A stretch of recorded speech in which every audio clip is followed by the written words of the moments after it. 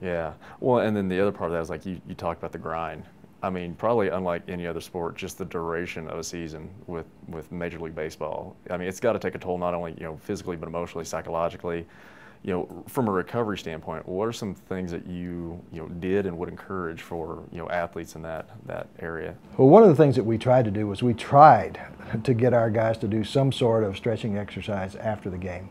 And what we basically told them was, during the game, you start the game and your muscles are this long. And after the game, they're this long, all right? And if you go home and go to bed, they're going to be this long when you get up in the morning. But if you can get them from here to here, when you get up the next morning, they might want to hear. So you're starting from a lower, from a higher initial point. Yeah. We did that, and then towards the end, as more and more information came into existence about the importance of nutrition and recovery.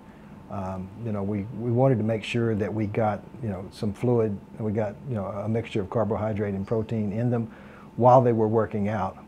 Because typically what will happen with a professional team is if they're going to work out after the game, is they'll immediately come off the field, get out of their uniform, go to the weight room, and once they leave there, then they go get ice or treatment if it's needed, and then they go eat. So it might be 45 minutes to an hour before they actually get to eat.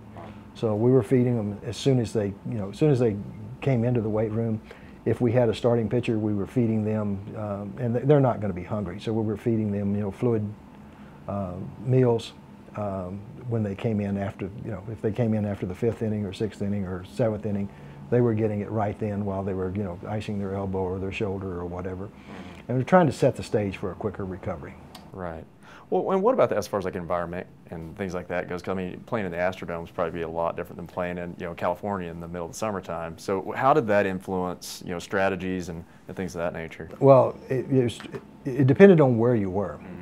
For example, whenever the Texas Rangers as a team work out before the game, all right?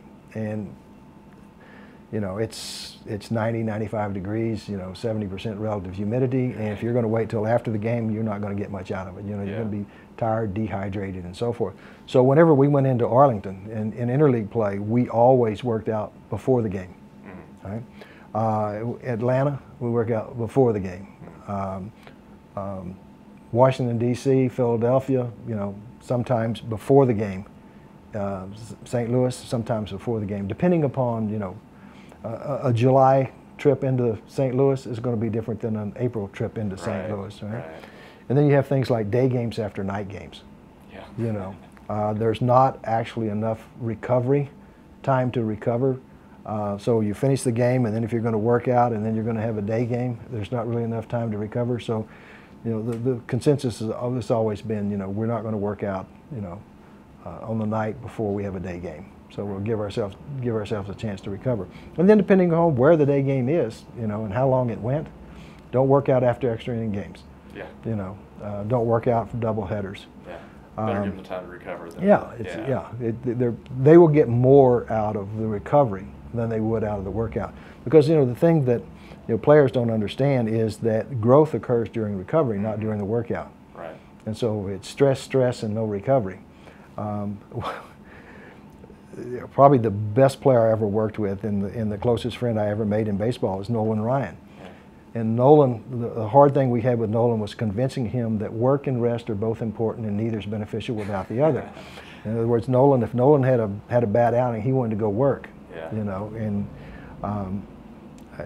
the thing that finally convinced him was he came up to me in the Astrodome one day during batting practice, and he had injured his wrist on his non-throwing hand somehow or another, and it wasn't severe, but he told me that his wrist was sore, and that the doctor told him that if he would apply friction massage to it, it would keep it warm and it would get well sooner.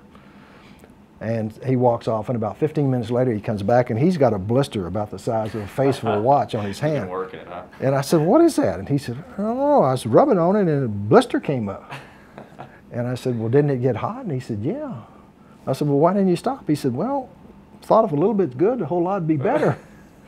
So the next day I put in his locker a belt sander and put Nolan Ryan friction massager. If a little bit's good, a whole lot's going to be better. Nice. And he got the concept, Yeah. And after that, he went on and pitched another 15 years.